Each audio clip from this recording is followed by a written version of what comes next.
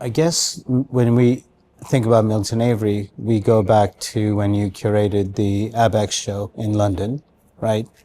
And what was that? A couple of years ago? No. 2016. 16. Yeah.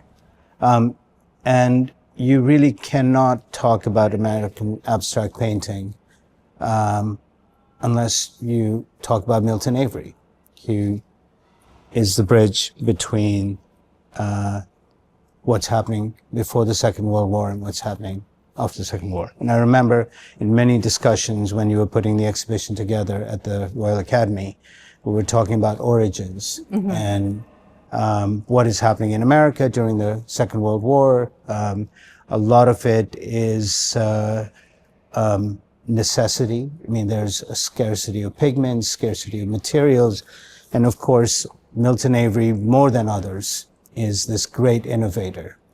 He innovates using dish rags for canvases. He's taking away pigment to make it last. He's frugal with his means. And that leads to him simplifying composition, amplifying color, which leads us to your love for Milton Avery, which predates the Abstract Expressionist show even. It does, yeah. You remember seeing a Milton Avery somewhere, was it in California? It was in California. It was when I was actually doing research for Abstract Expressionism, and I was there to look at a Pollock that I was going to include in the show. And I remember it was such a moment actually, because I went into the gallery, it was at the Cantor, walked into the gallery. At Stanford. Yeah. All beautiful modernist American paintings, and this tiny little painting by Milton Avery of a woman ironing a little jewel was on the wall. I remember you tried to get it for the Royal Academy show. I did. Did you get it in the end? I didn't ask for it in the end, but because I didn't need it. I really wanted to include it, and I think I included it in the catalogue within my essay. But for me, amongst all of those powerful abstract paintings, that Milton Avery was just like this little jewel. Gem. Yeah. And I was so conscious how drawn I was to it, sort of, aesthetically, emotionally. And, it also struck me within that context that yes, he was absolutely an American, but he was looking to Europe, because immediately you see with that dynamic diagonal, he was looking at Valeton, he was looking at the French Impressionists. He was looking at everybody. He was looking at everybody. But he painstakingly went out of his way when people asked him who his influences were. He said, I have no influences, right? Yeah. So but obviously he's absorbing all of those things.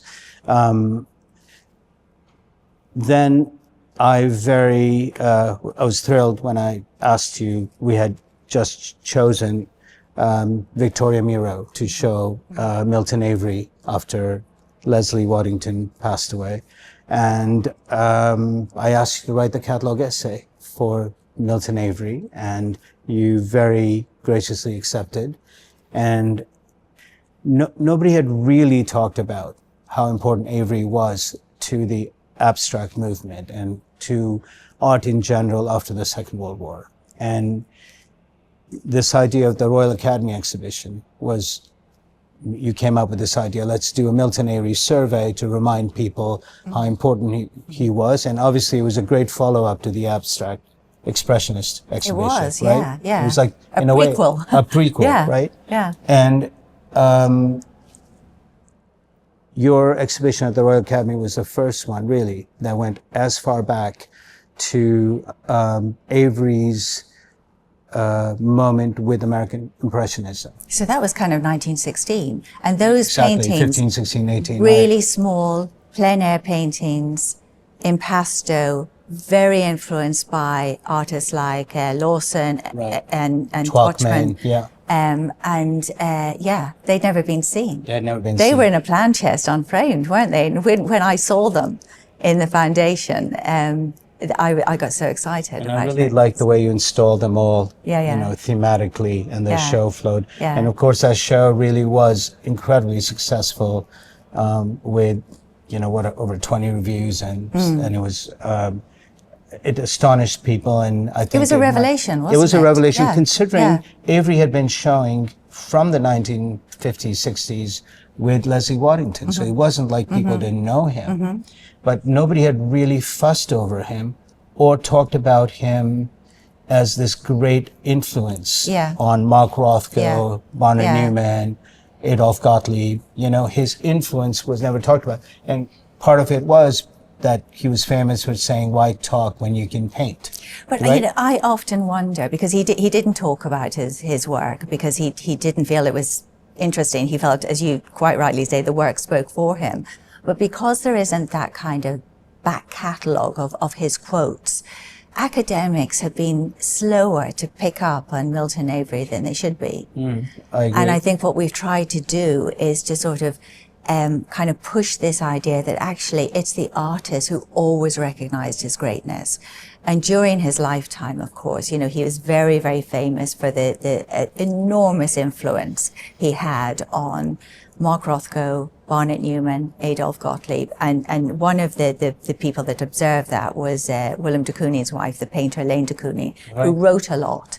You know, she was a great art historian, actually, and she wrote fabulous reviews. And she spoke about them and Avery. And she said, she used the word revered. She said they revered him. And we know that and you know, the family talk about this, that they used to turn up every night to see what he painted that day. Because he never suffered from a thing called the artist block. Yeah. And he was very surprised when Mark Rothko would come by and say, "I'm having really a hard time figuring out what I'm going to do next." And he was just like, you just get on with it. Just get in front of the canvas and you paint, you know? But it wasn't a short-term relationship, because, you know, he first met Rothko in the Opportunity Gallery where they were showing together. And I think that was about late 1920s. In the 1960s, they were still holidaying together in Cape Cod. Right. Painting together. So that's a really long relationship. It's really true. I think it helped that, for whatever reason, it's not until 1982 when Barbara Haskell does the retrospective at the Whitney that the world finds out that Avery's not born in 1892, but born in 1885. So we're trying to figure out what happened there. And of course, we've had this talk before, that Sally, Milton Avery's brilliant painter wife, when she met him, Avery was older. A lot older. A lot older, poorer, and not Jewish. Not Jewish, yeah. And so not a catch for the family. No, and so I think the one thing she probably could shave off was his age, and it stuck. And intellectually, in terms of art history speaking, I think shaving off in those years really helped Rothko and Gottlieb look at him not as like this granddaddy of painting, right? Because he's really Marston Hartley generation. Yet he's somehow able to connect with Gottlieb, Rothko, and Newman as friends. And I think that that discourse is so important to what happens next, right? And your survey at the Royal Academy really brings Avery all the way to showing pure abstraction, but also how he pulls himself away from pure abstraction. So fast forward, you're now at MICAS, creative director here, right? And Malta Contemporary in the letter, in this beautiful country. And it makes sense when I look out, right? It's the seas here, and Avery's late paintings are so influenced. All about light, all about the sea and reflection. It feels so appropriate. And this, I mean, the Royal Academy exhibition was his first exhibition in Europe, remarkably. This is the second. Amazing, right. So tell me a little bit about this exhibition. You wanted Avery and his influence to be living and breathing. So, or the genesis, or where? I mean, it goes back to that point about, and it was Dory Ashton, the great art historian, who talked about him being a painter's painter. And so much is known about this relationship that he had with Rothko, and how, as you so rightly said, his influence was crucial in the way that the color field element in particular of abstract expressionism developed. But what was so apparent to me when we did the Royal Academy exhibition, it was, as you say, it was incredibly popular, record numbers. But the most comments I got were from other artists, from contemporary artists. And they were, all like of Gary them. Hume. I remember you telling me that. Andrew right? Cranston. They all came to see it. And they all talked about how much they loved his work. And I thought, this is kind of so interesting, because I don't hear other artists, we talk to contemporary artists all the time. You don't hear other artists talk incessantly about who their influences are, but there's something really special about Avery. And what one of the artists, and I can't remember which one, it might have been Gary, said, I feel he's my discovery.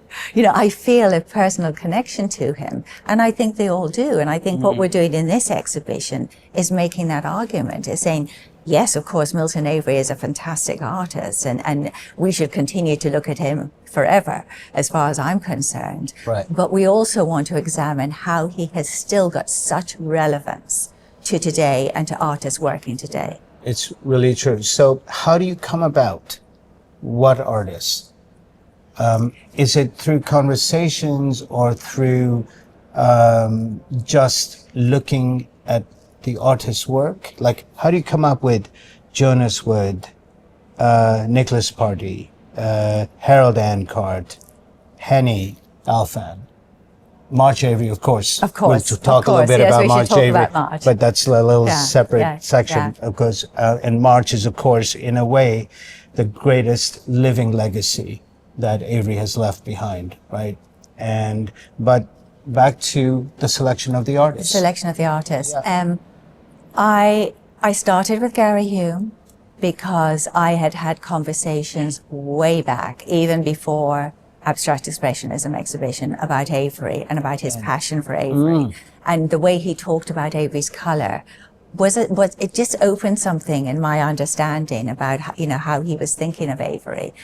And then I can't remember what sequence I kind of thought about them in, but Nicolas Party, the way he approaches the figure, the way he's able to kind of pare detail down, but still create something that has got this kind of attraction and the idea of the flesh, the color. And Nicolas's as well. work really gets Avery's color. In an overwhelming sort of way. Yeah. And then the revelation we had when we went to visit him in the studio that he was collecting Milton Avery. Which we didn't know. Which was such a lovely surprise. And the way he talked about his love for Milton Avery kind of made Milton Avery come alive. That was a really exciting moment. Right. And then, with Jonas, and he did a fantastic show at the Gagosian Gallery in London last year. And I was walking around the show with him and talking about it. And I'd already got him in my head as a potential. And that's because it's his interiors. It's his interiors. His family life and the objects. And Avery was so good at personal. That was the thing. I think each compositionally, artist, Jonas really gets Milton Avery. Yeah. Right? Yeah. His compositions are just incredibly complementary. Yeah. To what Avery was doing. But it's that idea about his taking things from his life, close emotional connections like to his people, wife, like his wife, ceramics. And his children, and in the exhibition, of course, we've got that beautiful double portrait of his two sisters. So it's that kind of emotional connection, because that's so interesting, because of course Avery painted March, who's in the show, his daughter, and his wife all the time. Yeah, there's a great painting in our show. There's a great painting of Jonas's sisters. Right? That's the one. No, that's the one. It was an interesting selection. And that's a really interesting connection. Let's talk about Andrew Cranston, right? Brilliant mark making the dabbling, Oh, beautiful. the Beautiful capturing of the painting. light, Yeah. right? And the storytelling, which is The storytelling, and also that ability to create an atmosphere. I mean, this is what he's able. I mean, a feeling of a A place, feeling of a place, which and that Avery was so very brilliant Avery. at. Yeah. Yes, That's exactly. very Avery. So in a way, you know, some of the artists, there's quite a literal connection that you can see. It's like Henni Alftan. You see her work, and I mean, it's just pure Avery. It's like Avery 2.0. Yeah, you know? exactly. And it's Avery from the 1940s when he got to that particular period. But Andrew Cranston, it's kind of everything. It's that sense of, you know, Avery's link to French modernism. When you think of We Are Interiors, I mean, that's very Cranston. That sense of just distilling an atmosphere of a place, which Avery did so well. And It's a really good word, distilling. He does that very well. Kind of picks that up. Yeah. So, you know, he's a really interesting artist. And you had an opportunity to have conversations with all of the artists. That was really important. So that the process was that I chose half the exhibition as Milton Avery, and it's effectively a survey. You know, in those 25 paintings and a number of watercolors, it goes from his very early paintings in the 1930s right up to just before his death to the 1960s, and it's a survey of his work. Once that checklist was established, I sent that to all of the artists. We were in the middle of conversations. Then we had that very important conversation once they'd received it and went through it together to discuss how are you going to respond to this. And those were fascinating conversations. And of course, some of the artists, like Henni Alftan, like Harold Ancart, actually created new work. You know, it's like Harold was so interesting because he said, I'd always wanted an excuse to paint a cactus. And Avery's landscape with the cactus was his. Harold the first studio visit? Actually, he was. He was, right? We started with Harold. Yeah. And he absolutely got it. He did. Spot on. He really did. And got very excited. And it was a wonderful start, actually, just realizing the potential and actually asking these very well-known and very celebrated artists to do something really quite different. And I think they all really want, in a way, to pay homage to art history. Yeah. To all of them, that's very important. Yeah. And looking at Avery, they can see their own art history in his work. Sure. You know? And I think all of them are confident enough of who they are as painters to acknowledge that. And that's kind of important. Yes. Well, I mean, and back to your point of Avery being an artist, right? Yeah. They're able to really do it because of that. Yeah. Yeah. But let's talk about March. I mean, for all of world famous, wonderful artists in the exhibition, for us, March's involvement is so special. And pivotal, I think. And pivotal. And I know that you've had a long history with March. You've known her for over 20 years. You know her work really well. Well, we had so I obviously worked very closely with Sean Kavanagh, who's an artist himself and Milton Avery's grandson and March's son. And March and Sean have had a really amazing mother-son relationship. They've painted together, gone to life drawing classes together, and he spent a lot of time growing up in March's studio. So we all sat in the living room, we had a conversation, and it was really lovely. And she felt at ease because Sean was there, and because she's known you forever. Right, and because she's known me, yes. And I think I was very grateful, and she's incredibly humble. And you cannot fuss over March. Even if you tried very hard, she finds a way for you just to. She dismisses it. Yeah, she just dismisses all of it. So obviously, asking her how much of an influence and how much of an education she got from Milton Avery or her mother Sally Michael,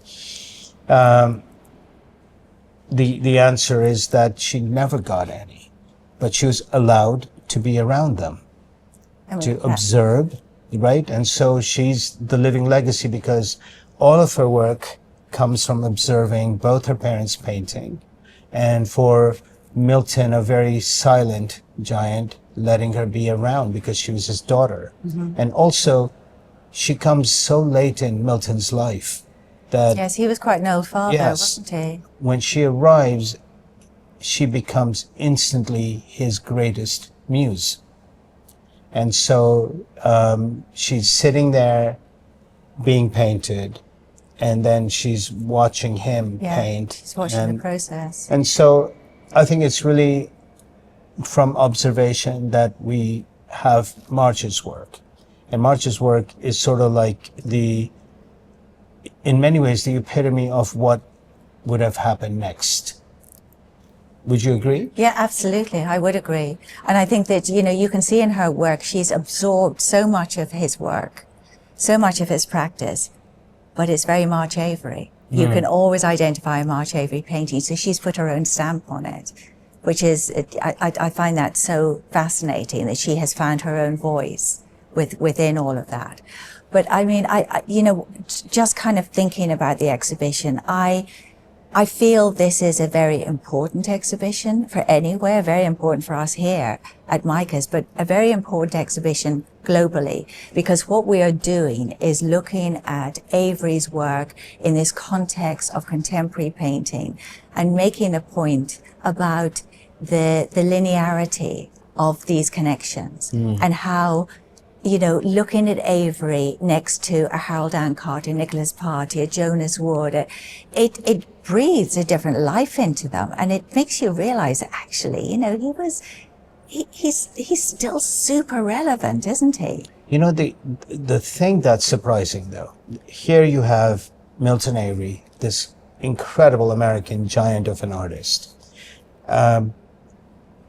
undeniably the greatest connection between, you know, what's happening before American Impressionism and abstract expressionism. Exactly, right? Yeah. And he's most often referred to as a bridge. And in a way, now we're bridging an artist from America over to Europe. Yeah.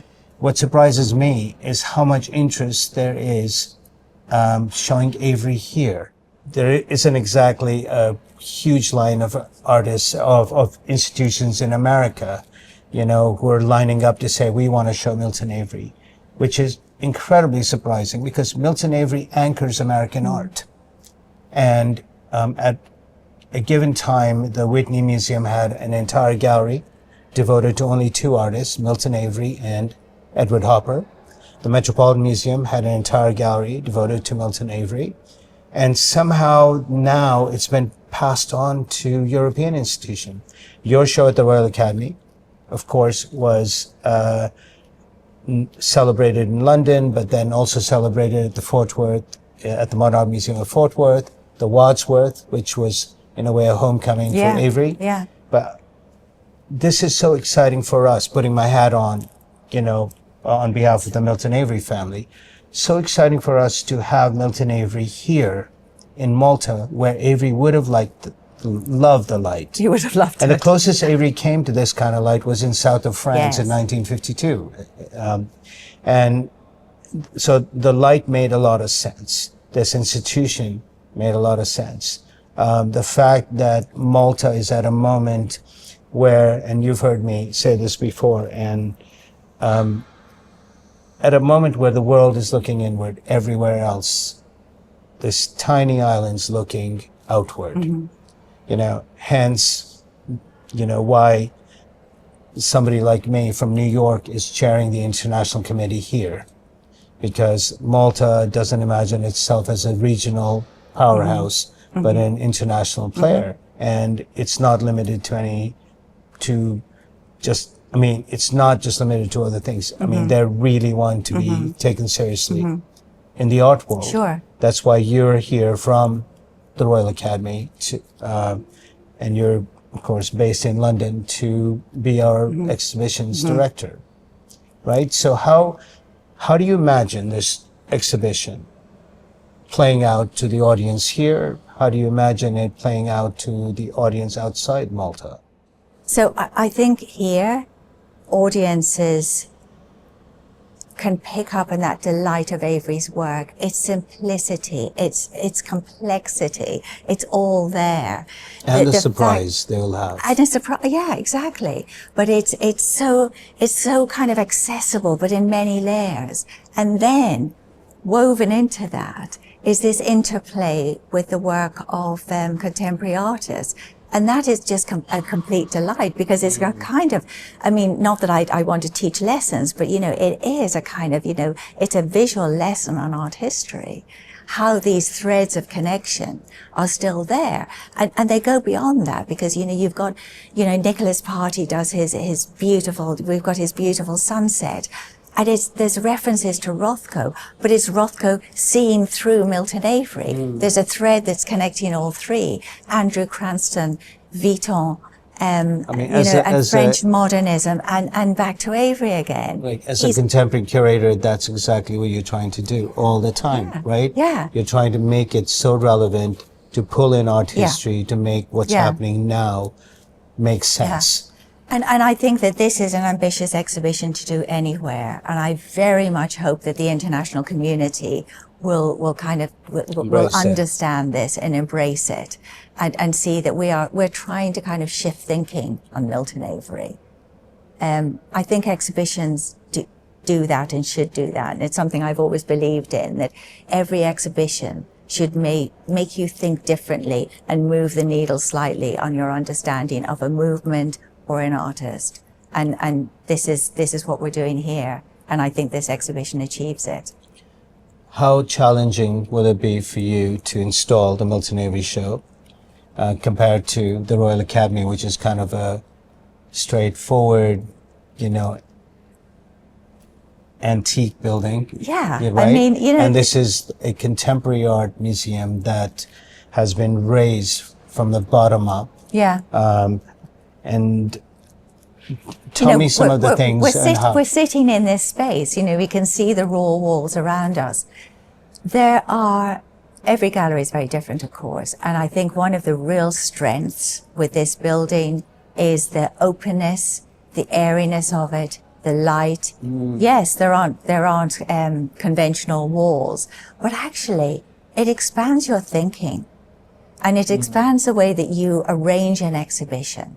And and what I've noticed is that artists, when they step into it, painters in particular, love it. They're not daunted by it. And I find that really interesting. So how have you arranged the exhibition? Can you share with us? Yeah, of course. So it's arranged in thematic chapters. So I've ignored the chronology of the Avery survey. The Avery survey is buried in there. And if you want to go on an Avery trail, you know, starting at the beginning, you'll be up and down. The Royal Academy catalogue. Yeah, right? Well, they can, but they can figure it out. But it's thematic chapters which literally interweaves the contemporary artist work with Milton Avery. So, you know, on the top where we've got the most light, it's all about those seascapes, kind of color blocking seascapes, the very abstracted work. So actually you're coming in on the late works,